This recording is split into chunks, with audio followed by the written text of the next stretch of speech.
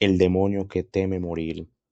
En un mundo donde la muerte es el final inevitable para todos, hay un ser que se ha dedicado más de 1000 años a huir de ella.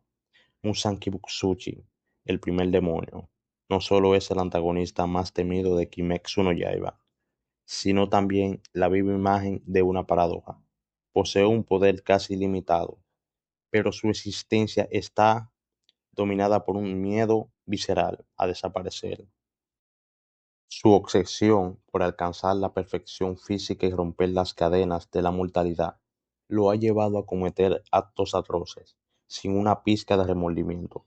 Pero aquí surge la pregunta que debería inquietarnos.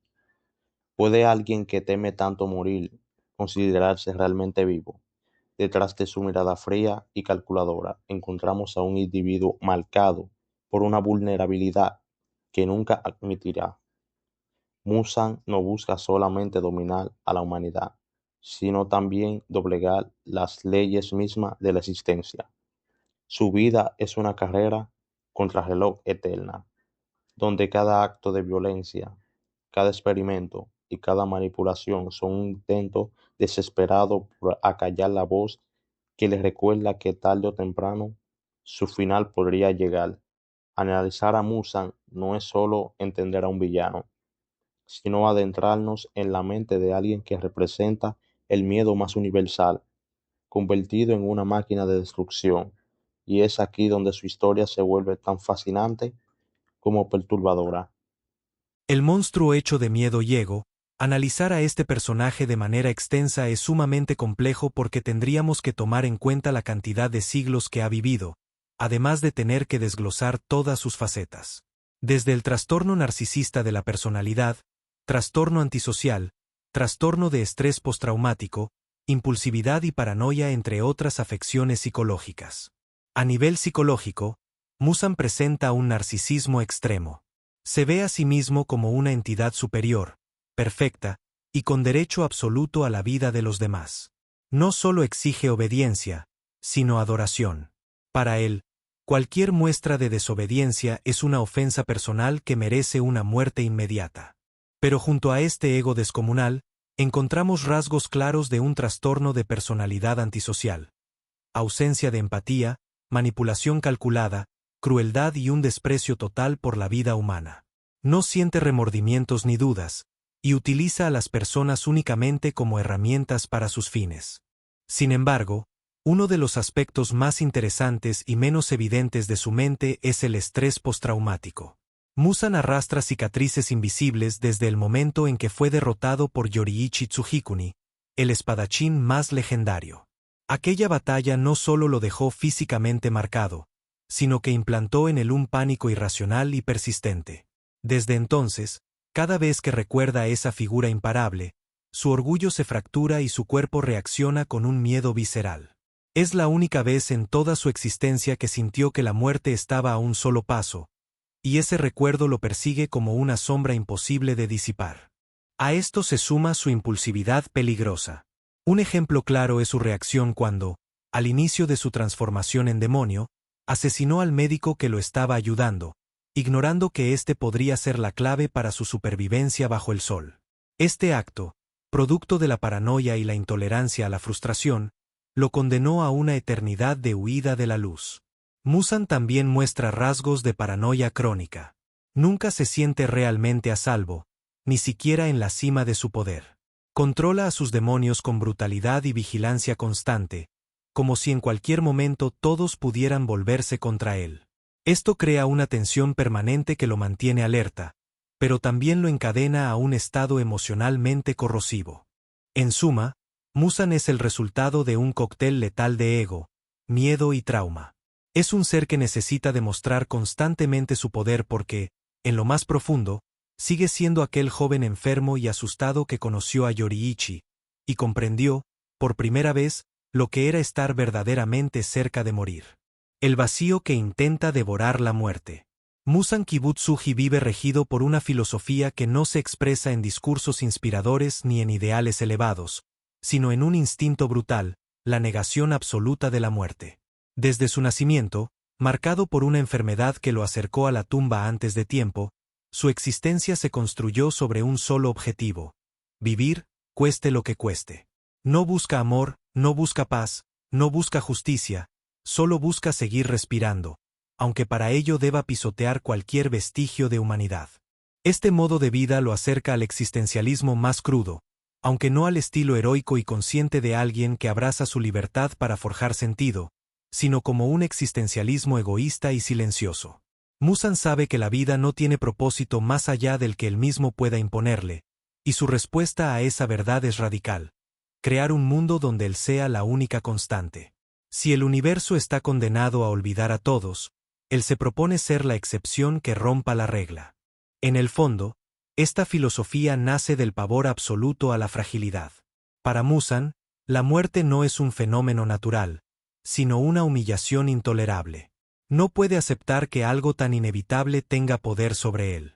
Y en su obsesión por romper esa cadena, transforma su vida en una persecución eterna hacia un objetivo imposible: la inmortalidad perfecta, libre incluso del sol. A diferencia de otros personajes que luchan por ideales, Musan no busca un legado ni una memoria perdurable. Su filosofía no tiene un para los demás, no hay una bandera que otros puedan seguir. Todo está centrado en él. Este egocentrismo filosófico lo convierte en un depredador existencial. Para sostener su vida, debe devorar la de otros, como si con cada alma consumida estuviera robándole segundos al reloj de su propia muerte. Paradójicamente, su visión del mundo también revela un vacío. Vive para no morir, pero no sabe para qué vivir. Sus siglos de existencia no han estado llenos de arte, descubrimiento o conexión, sino de acumulación de poder y eliminación de amenazas. Es como un viajero que teme tanto al final del camino que nunca se detiene a mirar el paisaje. Y mientras más huye de la muerte, más se hunde en una existencia hueca, sin un porqué más allá del miedo. En este sentido, Musan no es solo un villano, es el espejo oscuro de nuestra propia ansiedad ante la mortalidad.